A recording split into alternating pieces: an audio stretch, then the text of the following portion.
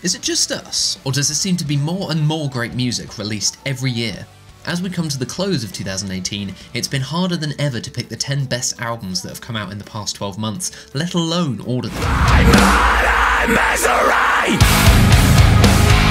But we got there eventually, and with a list that spans everything from progressive metal and experimental hardcore to pop rock, it's safe to say there's something for everyone. I'm Michael from CaliberTV, and this is our top 10 albums of 2018.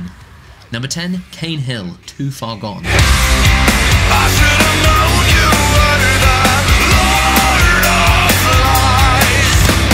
Lies. Following up one of the best debut albums of 2016, Smile, in case you've forgotten, was no easy task, but New Orleans' scuzziest sons rose to the challenge nicely. The band's adaptation of nu metal for modern day audiences still sounds fresh a couple of years on, helped by more obvious overtones of grunge and a healthy dollop of Louisiana dirt. Are you mad now? But I'm too far gone. Are you mad that you can't be? Lord of Flies, It Follows, and the title track have all made an impact on rock radio, and after a co-headliner with King 810 was cancelled, Cane Hill quickly put together their own run of dates to make it up to fans. It's easy to forget January releases when putting these lists together, but Too Far Gone more than earns its spot. Number 9, Rivers of Nile, Where Owls Know My Name.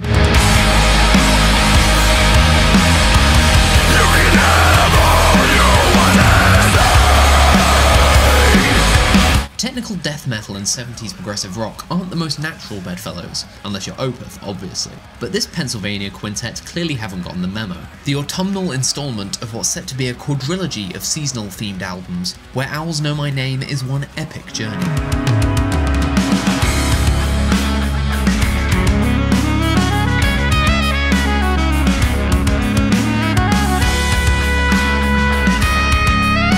One minute you're lounging in a forest, enjoying the sound of quiet organ and acoustic guitar, the next you're being battered over the head by a physics-defying solo and machine gun bass drums. Check out first single The Silent Life for a lovely microcosm of the album as a whole.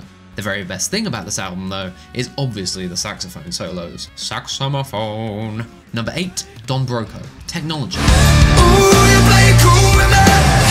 Put me up a couple days. You get around to it when you can.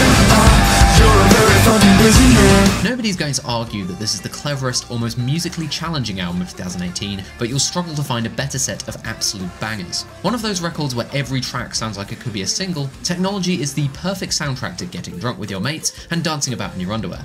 No? Just us? Okay then. Come on to a shows, maybe you can break.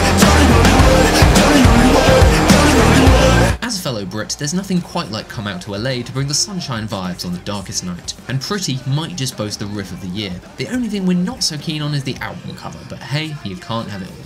Number 7, Night Verses, From the Gallery of Sleep.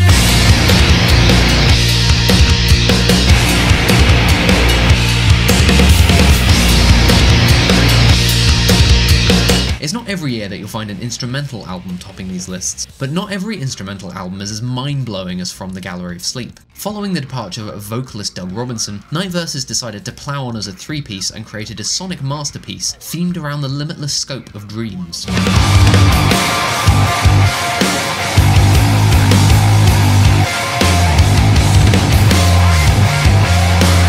Some of the musicianship here will leave you thinking you're dreaming, but crucially the band always put the song itself first. 10-minute epic Phoenix Fall Levitation is proof of that. As for drummer Eric Improta, he's also in the Fever 333, so he might just get into this list next year too.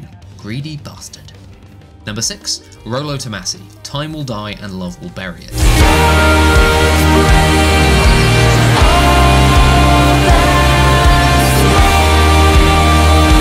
For an awful long time, Rollo Tomassi have been one of Britain's most underappreciated and creative bands. But with their 2018 opus, the guys and gal have transcended to such brilliance they're just impossible to ignore.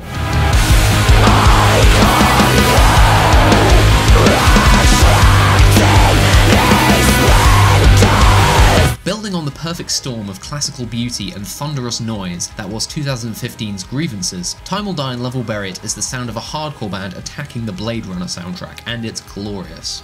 If you're yet to hear this album, you're in for a treat. It makes you wait for the heavy stuff, but when it comes, it hits hard. Number 5, Fit for a King, Dark Skies. Every day we're growing. bands are still improving 5 albums and a decade plus into their career, but Fit for a King definitely fit the bill. Where it seems more and more bands are abandoning metalcore, these guys know what they're good at and are delivering it in spades. If anything, it might be the melodic touches on Dark Skies that impress most.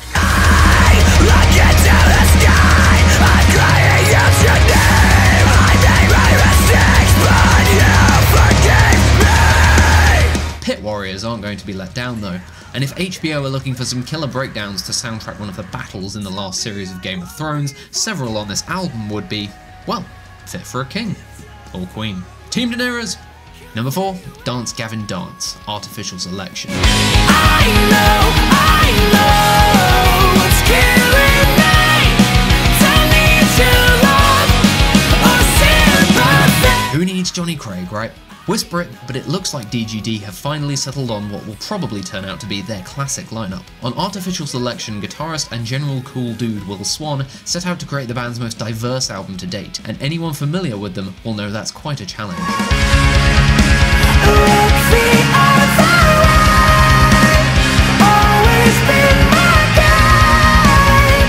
With moments of pop-punk on Story of My Bros, secret band-level heaviness on The Rattler, and even a return for former singer Kurt Travis on Shelf Life, it's mission success. We describe Mothership as like eating 12 different flavours of ice cream at once, so now they've probably got 14 or so. No Strawberry this time though, he died 2 albums ago. Wow, this got weird.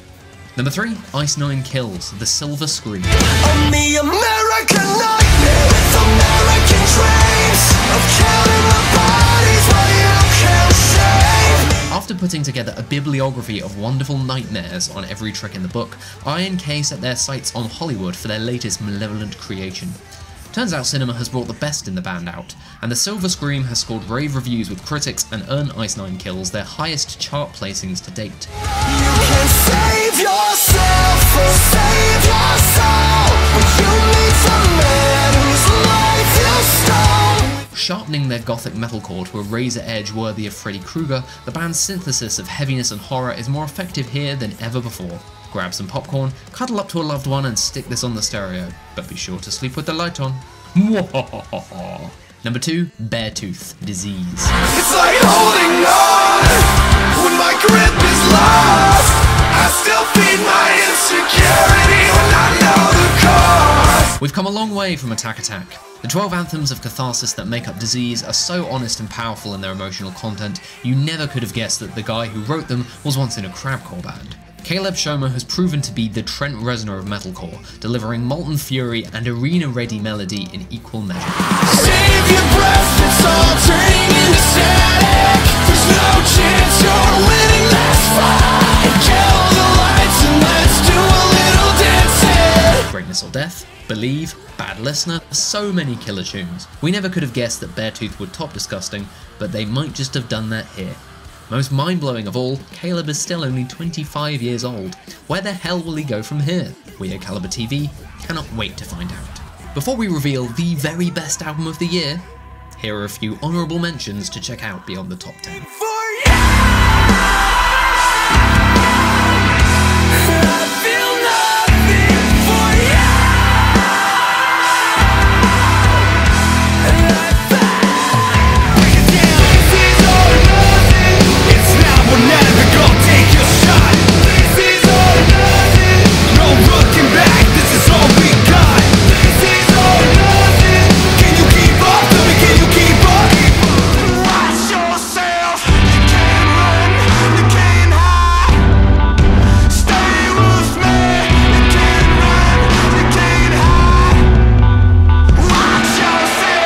Finally, here we are. Number 1, Architects, Holy Hell.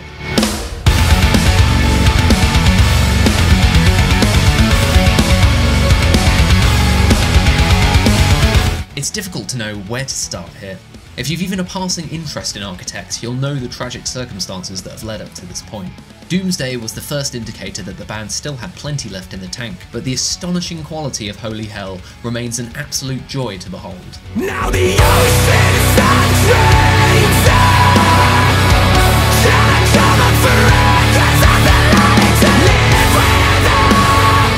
Shout out to Josh Middleton for stepping into the biggest shoes in metalcore and absolutely nailing it, but the MVP here is obviously Sam Carter, who's grown into the scene's very best vocalist. Not only is Holy Hell the best album of 2018, it might be the best Architects album to date. They made it for Tom, and they could not have done a better job.